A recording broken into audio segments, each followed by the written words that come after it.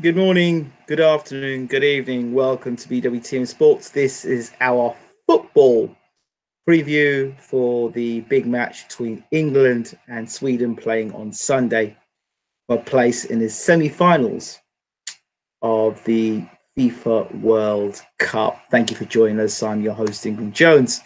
Of course, if you haven't subscribed to this channel, please subscribe to the channel. We appreciate you when you do subscribe to the channel.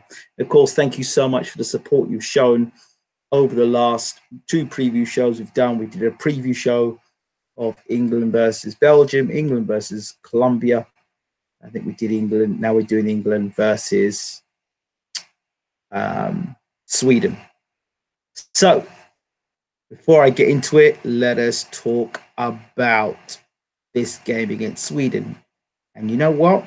Instead of me spouting off, I'm going to go straight to my source for this game. And I'm going to just hear what the media are talking about. And the article I'm going to be reading is from actually the Belfast Telegraph. It's what we need to know about Sweden. Just going to do some things. Just read this article. It's from the Belfast Telegraph. It says England take on Sweden in Samara on Saturday afternoon for place in the World Cup semi-finals. Sweden have now played in 12 World Cup finals, finishing runner-up to Brazil when they hosted the tournament in 1958. Previously, Sweden reached the semi-finals in both 1938 and 1950. However, the Scandinavians would then not qualify for the finals again until 1970 in Mexico. A side including the likes of Jesper Blomqvist, Anders Limpar, and Thomas Brolin, Martin Dahlin, and Henrik Larsson reached the semi-finals of the 1994 World Cup in the United States, losing 1-0 to eventual winners Brazil. After making it to the knockout stages in both 2002 and 2006 World Cups, Sweden did not qualify for the next two tournaments. Former greats. Only one place to start was Zlatan Ibrahimovic, who is Sweden's all-time record goal scorer with 62 from 116 caps, 62 goals that is, and had looked set to come out of the international retirement to play at the 2018 World Cup following his move to Los Angeles Galaxy. Former Southampton midfielder Anders Svensson holds the number record of international caps for Sweden, which is 148 appearances between 1999 and 2013. Larsson, who had spells at Celtic and Man United during a long domestic career, scored 37 goals from his 106 games for Sweden. Impressive record. So what I'm really interested in is who's the current danger man for Sweden. The attacking midfielder Emil Forsberg, for those people who have followed BWTM, and particularly the BWTM gaming channel, will know that Forsberg is a player that I'm very familiar with, having used Forsberg in my Arsenal teams. One of them, Forsberg, actually went on and helped us win the Champions League, helped us win the league back-to-back. His creative ability. But Forsberg carries a lot of Sweden's creative burden, and England will have to watch out for him cutting in from the left. Forsberg produces a fine performance in the last 16 against Switzerland. His deflected shot enough to give the Swedes a hard-earned 1-0 win to reach the quarterfinals. Striker Marcus Berg, who played his club for Al Ain in the United Arab Emirates, is yet to score in the tournament, but he will be a threat with 13 attempts on goal from his 4 appearances. If Sweden get a penalty, bank on veteran Anders Granqvist, who has slotted home 2 times in the tournament so far. Swedish head coach Jan Andersson, 55, has built Sweden's progress around a strong team ethic rather than one-star individual, as the players look to emerge from Ibrahimovic's shadow. In 2015, Andersson took IFK Norrköping,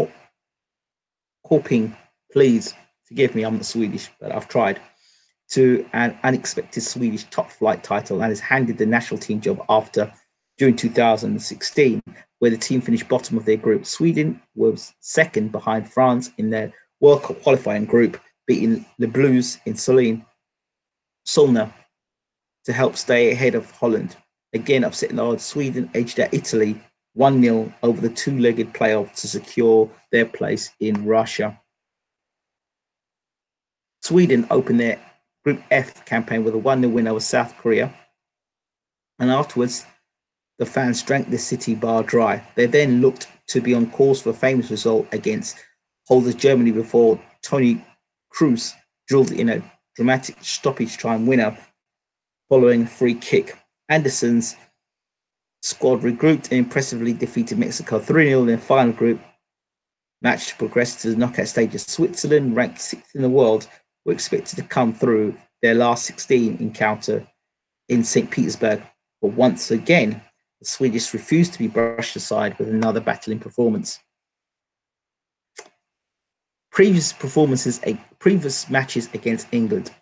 The statistics do not look good for England, with only one victory over Sweden in the past 8 matches. That came during the group stages in Euro 2012, where England ran out 3-2 winners in Kiev. Both of England's games against Sweden in the World Cup finals have ended in draws. The last coming in 2006, where it ended 2-2 in Cologne. Joe Cole netted a memorable long-range effort, and Steven Gerrard also on target before Larson netted a last-minute equaliser. England and Sweden last played in a friendly in 2012, 14th November, at the Friends Arena in Stockholm, where the home side ran out 4-2 winners, and Ibrahimovic scored all the goals. His final effort, a stunning overhead kick for over 25 yards in the closing moments. So, there is your preview to England versus Sweden.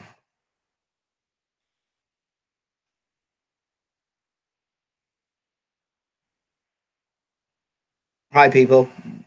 Just reading everybody in the room dropping in with their comments. Let's just read the comments here. I'm a big French supporter, so I want to see France go all the way to the finals. So that's it. I want France to go all the way to the finals. If France to go the way to the finals, then I want to see Belgium go all the way to the finals, just because of Thierry Henry and the way I like the way they kept the ball. So France or Belgium, any one of those teams get into the final, I'd be happy with. Sweden will be organised and hard to break down. They will nick a goal off set piece, win 1-0. Bye-bye England, says Adam Ali. Uruguay versus France. Why are you asking me about that when this is England versus Sweden quarterfinal preview? Zlatan is doing bits for LA Galaxy at the moment. Ali, Lingard, Sterling get shoved off ball too easy. Want more physical presence, says Adam Ali. Stephanie Hopkins says, we ain't never going to have a better chance to get to the World Cup final. Croatia will beat England, says Adam Ali. We'll go on England, says Cairo. Yes, Cairo, I hope you're well, my friend. Semis will be an achievement in itself, says Adam Ali. Jordan Henson needs a bullet to the brain, says Tony Montana. England, everyone is going to beat England according to you, Adam. England should win, but don't underestimate the Swedes. They are passionate, rugged, and good at set pieces. As long as Montana, I would start with Loftus-Cheek and Rashford. Good man. Right. So, okay, we've heard all the statistics. Well, here's my thoughts on not only the England-Sweden game, but just to calm a few people down, I want to go back to the game when England played against Colombia. What were my warnings before the game against Colombia? I warned you about Kyle Walker, absolutely suspect to the team. Very suspect. Tracking forward, fine. Tracking back's a problem. And when he releases the ball, he seems to be releasing to opposition all the time where people can counter-attack on him. Suspect. The other person I find suspect, Sterling. Sterling is great for highlights. If you look at Sterling throughout this World Cup, you'll see Sterling even hitting the ball to the goalkeeper, at the goalkeeper. You'll see Sterling fluffing shots. You'll see Sterling getting pushed off the ball. You'll see Sterling running into defenders. You'll see Sterling flopping when he takes shots, or you'll see Sterling watching a ball go floating past him. You watch all the highlights of Sterling, you put them all together, it's almost action replay of Raheem Sterling. I just think that he's just off the pace when it comes to being a world-class player and what England need.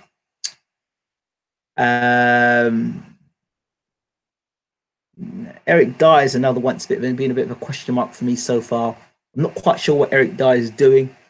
I want to see a bit more of him. Jordan Henderson's been unfortunate with the penalty kick, but otherwise I think that he's been quite solid for England. One of the bright sparks for England has been Trippier. Loved him. I've loved what he's brought to the side. I've loved Maguire. I like the ball. Wade Maguire takes the ball from defence into midfield. I really do like his presence on the ball. Harry Kane has been fox in the box like Alan Smith. I haven't seen anything extraordinary about Harry Kane. I think poor defenders have made Harry Kane be far better than he actually is. If you look at the goals he scored, they've all been, if not penalties, then inside the box, knocked the head, nodded down. I've seen nothing. I've seen Harry Kane do nothing spectacular. I haven't seen him take a shot from 35 yards out or 25 yards out. I haven't seen him beat two players and score a goal.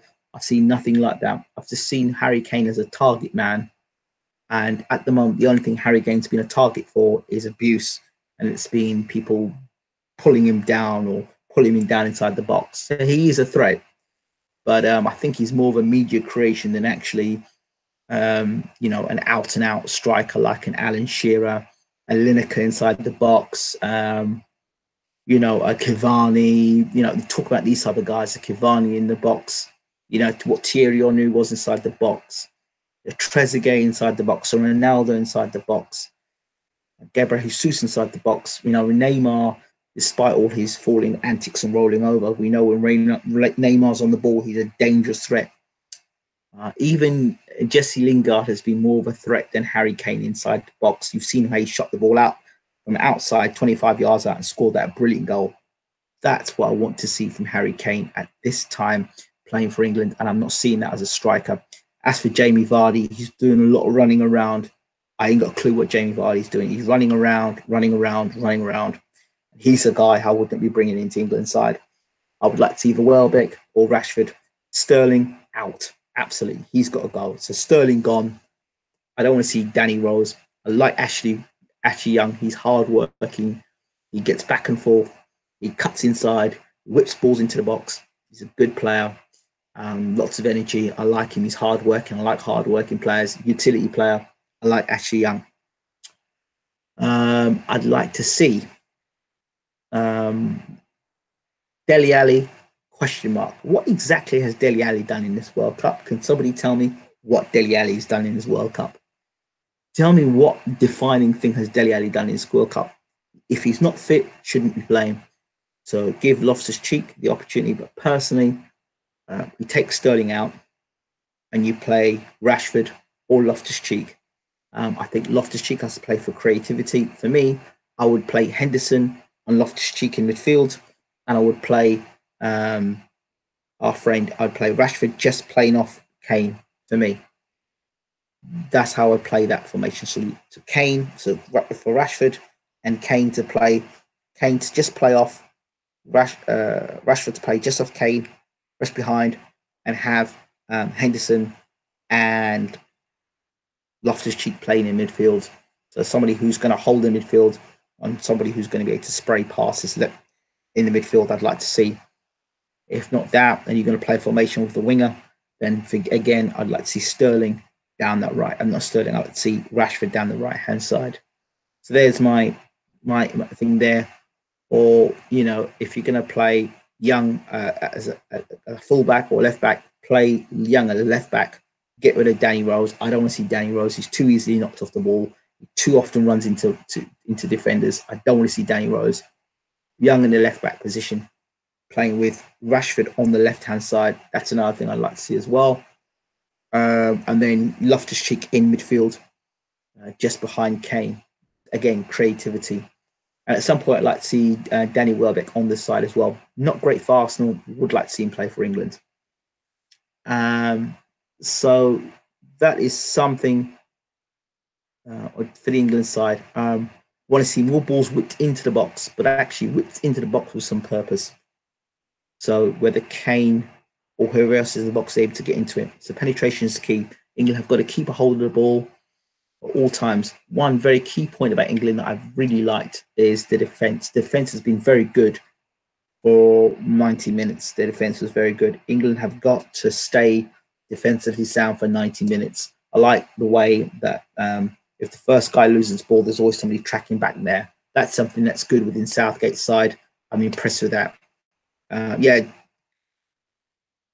So John Stones has been suspect. He can be suspect as well.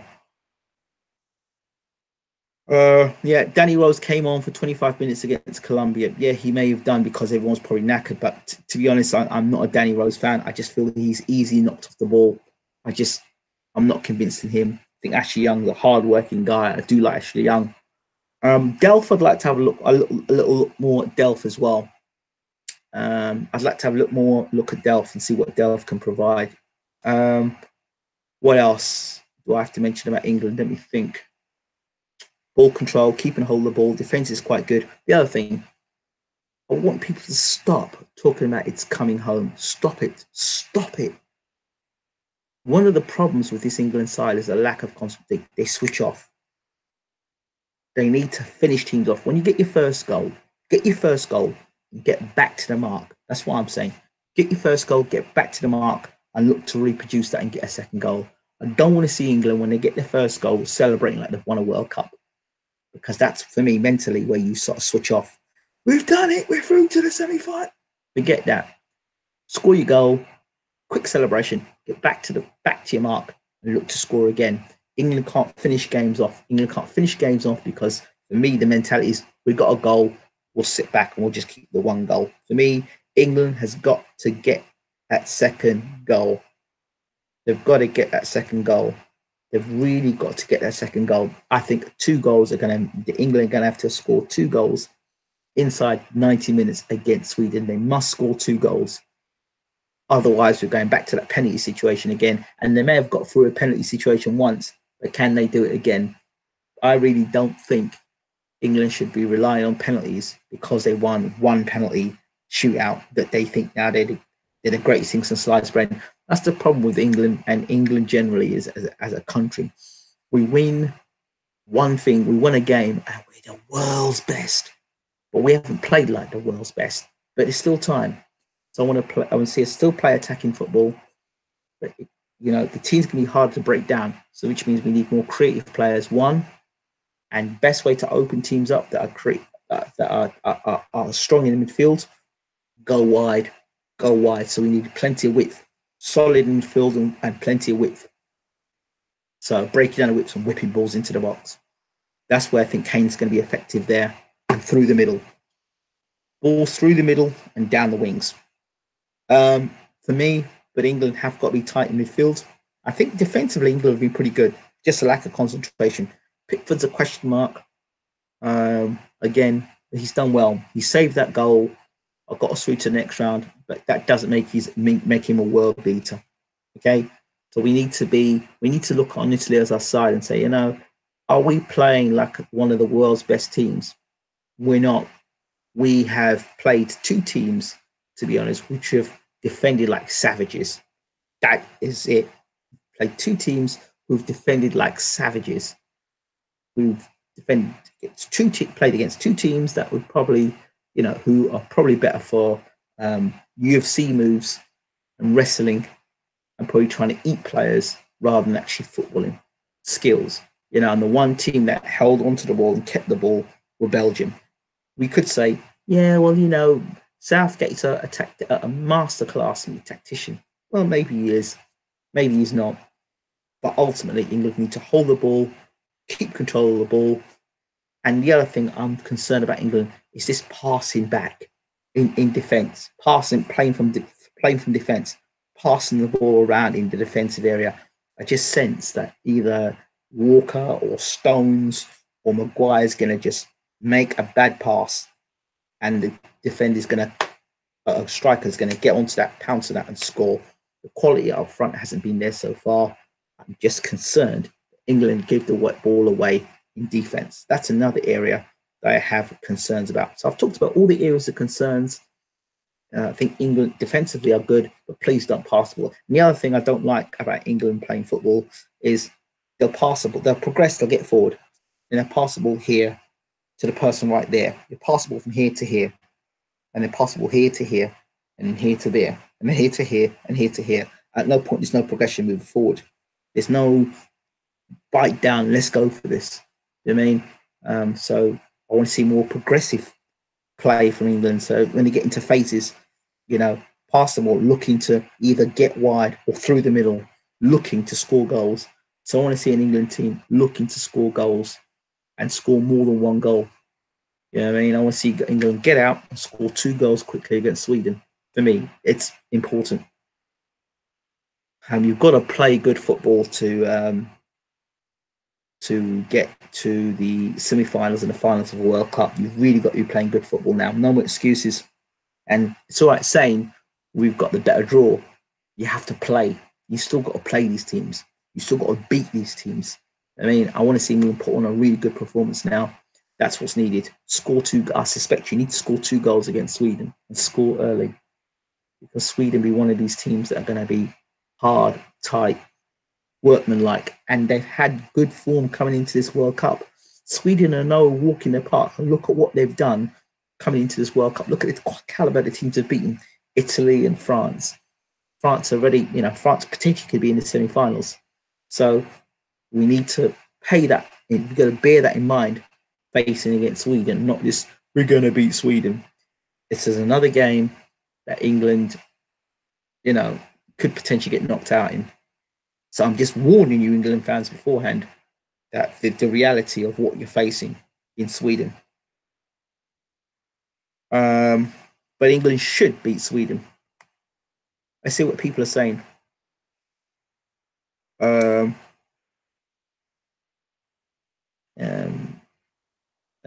Kyra says England should win, but don't underestimate Swedes. They are passionate, rugged, and good with set pieces.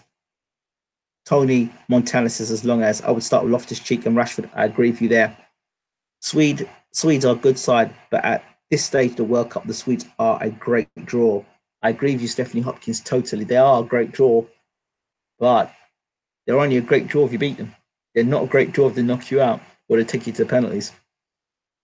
Neymar has been embarrassing for all his talent, rolling around like a little girl. I agree with you there. Do you think playing extra time will affect how we play against Sweden? We need to go for a knockout early against Sweden. We cannot be playing like we did against Colombia. We need to get the 2 goals. We have gay rights, living life to the full. So I have no problems with Southgate taking his boyfriend. And if Southgate wants to play Sterling, so be it. And what is it with Sterling and Southgate? Very strange relationship. Dele Ali has been great in cheese. I have to agree with you there. I've got no. It's like, what are you rated all this money for?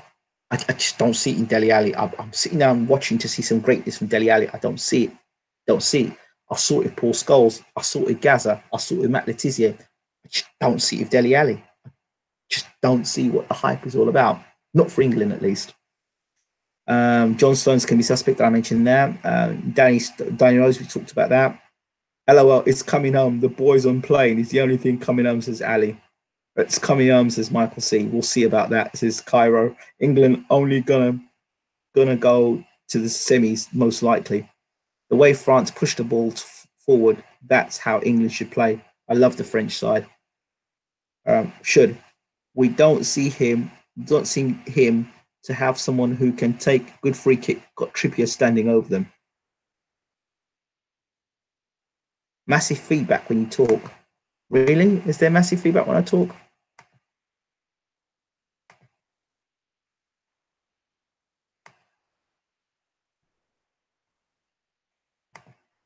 Really?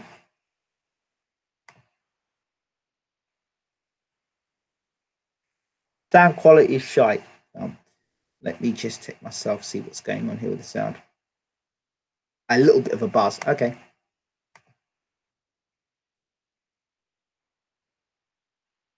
Let me. Good morning, good afternoon, good evening. Welcome to BWTM's Northeast Hour.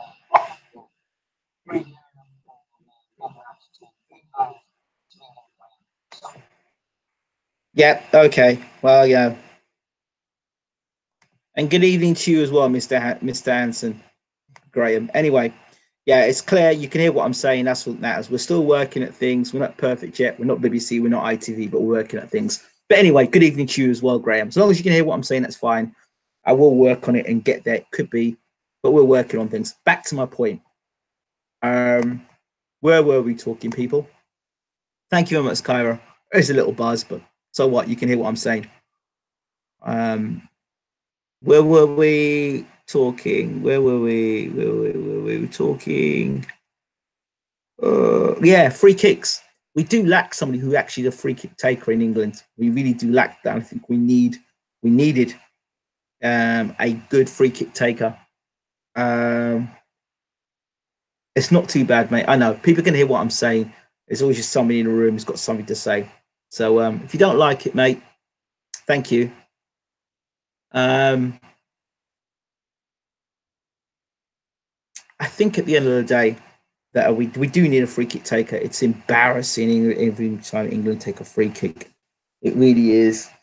I mean, if we, but I really do think. Did I see Trippier taking free kicks? I do have we've seen him take a few free set pieces. Yeah, I did. I sure saw Trippier take a free kick against Colombia, and it just went wide. I mean, I don't know. Young's got a decent left foot on him. Um, I don't know. I don't know how good Rashford is with free kicks. Again, I said this before, and I'll say it again. I would love to have taken Rooney to the World. I would have taken Rooney to the World Cup. I would have taken Rooney to the World Cup. I really would, because you know what you get with him. The experienced player, just playing behind Kane, little dink balls through. You know you can take shots from 20, 30 yards out of the box, and you know you can do free kicks as well. I'd love to see Rooney playing for England. I really would. As an experienced player, playing that sort of Teddy Sheringham role, I would have taken Rooney to the World Cup personally. I really would. I really would take him. I would have taken him ahead of flipping Sterling, that's for sure. But hey, that's me. Right. I think I'm done saying what I've got to say here tonight. Thank you all so much for tuning in and watching. Yeah, that's it. Good luck, England. All the best against Sweden. Let's hope that all the areas of concerns